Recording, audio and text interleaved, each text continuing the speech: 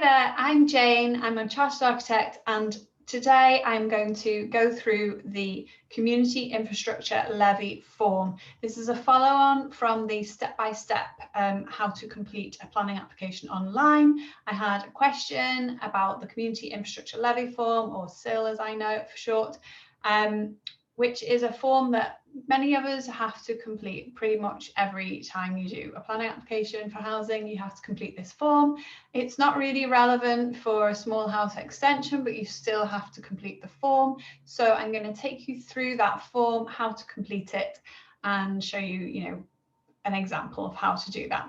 So I'm just going to share my screen with you so that you can see that. So here we go. So this is the form itself.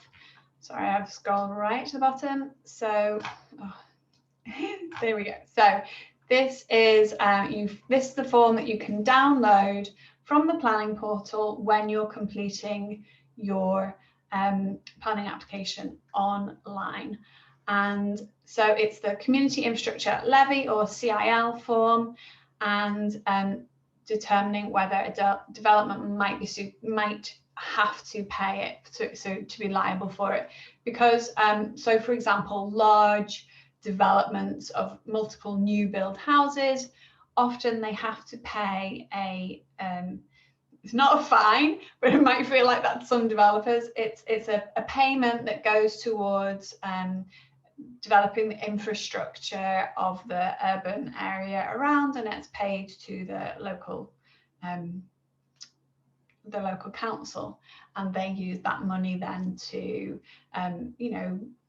build whatever it might be that's necessary to support that development, whether that's cycle paths, put it towards that, or bus routes, or roads, and whatever sort of infrastructure that will support that development. Obviously, if you're building a house extension, it's completely irrelevant, especially if it's a really small one. So really, you do have to fill out this form, and this is how you fill it out when it's for your house extension. So you can read all of these notes if you want to, but I'm just going to go through basically what information you need to provide. So in the first box, you have to complete the application details. So that's the applicant or the agent's name. When I'm doing these, I am the agent, so I put my own name in here. And then you will have a planning portal reference number from your planning application that you are doing online. So it will start with PP, and then you'll add the number in there. If you know the local planning application number, if it's been allocated, if you've actually submitted it and it's been allocated, then you can put that in here as well.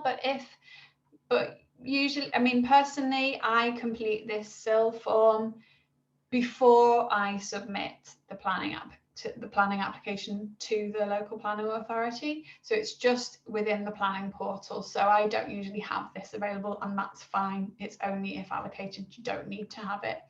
And then I put the site address here. So, the number of the house, the name of the house, if it's got one, the name of the road or number of the road, the area, the postcode, put that in here. And then a brief description of whatever the development is. So for example, a side extension to the side and rear, replacing the existing conservatory, and a new hard landscaping to the drive. As an example, could be, maybe this could have been a single story extension or a double story extension, or whatever it is, whatever your extension or whatever works that you're doing to your existing house, whether it's a garage conversion, a loft conversion, whatever it is.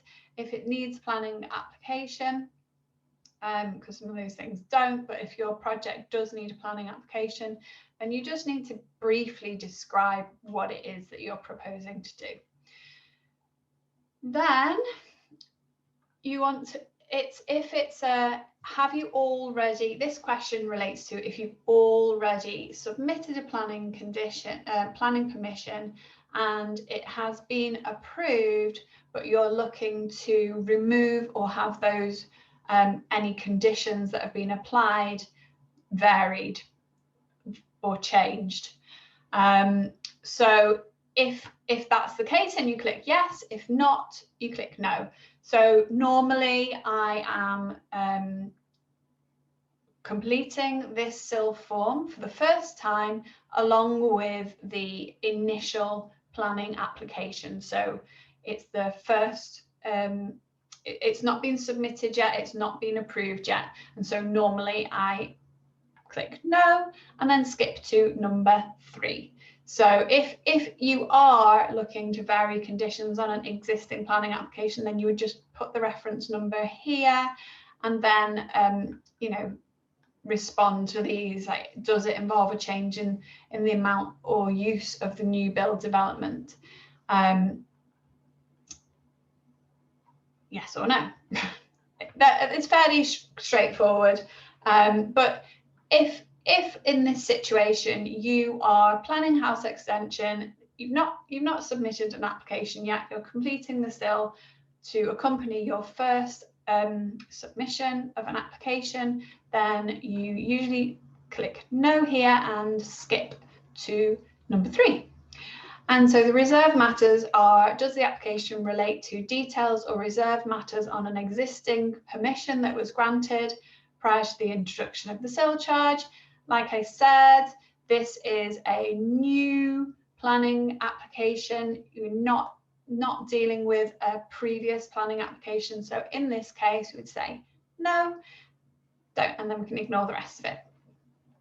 And so number 4, does the application include new build development, including extensions and replacement of 100 square meters gross internal area or more?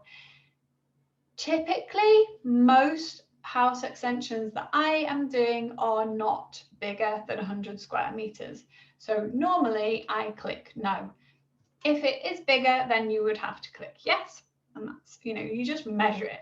You find out that what is the gross square meter, the internal. So that's to the internal face of your external wall, not to the external face of your external wall. It's the internal area that they're interested in, not the total footprint. So that's a key thing to take note. And then does the application include creation of 1 or more new dwellings, including residential annexes, either through new build or conversion, except for the conversion of a single dwelling house into 2 or more separate dwellings with no additional gross internal area created? So if you are simply extending your own home for your own use, you're not creating another dwelling, then again, you would click no for that. If you were splitting your house up and extending so that you were creating 2 or more separate dwellings, and you were extending, so you were adding to the gross internal floor area created, then you would have to click yes. But for most typical house extension projects that I work on, the answer to this would be no, because it's just one dwelling and it's going to remain as one dwelling. So if you answered yes to either one or the other, but not to both, then you go to question 5. Normally, I am answering no to both. For your average house extension project, I'm answering no to both. So I normally skip to question 8. So I don't need to worry about exemption or relief, and you don't need to worry about the proposed gross internal floor area, and don't need to worry about, you know, what's being retained, demolished, partially demolished, etc. Don't need to worry about any of that. Nothing about all of this. You just skip over the whole lot and just go right down to the declaration. And just put your name and the date. I put my name because I work as the agent, but if you are the applicant, you put your name. Don't put my name.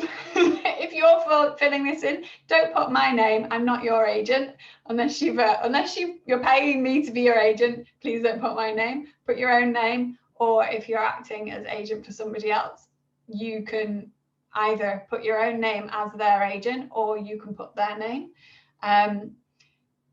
if they're signing. But this is the equivalent of signing it. So if you named yourself as the applicant or the applicant's agent at the top of the form, then you put your name in here.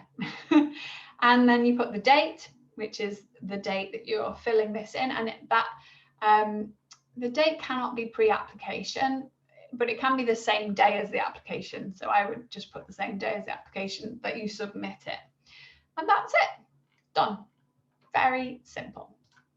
So if you have any more questions about planning applications, how to do them, or if you really can't be bothered to do all of this yourself and you'd much rather pay for somebody else to do all of this for you, which is totally understandable. It's not the most exciting thing in the world to do.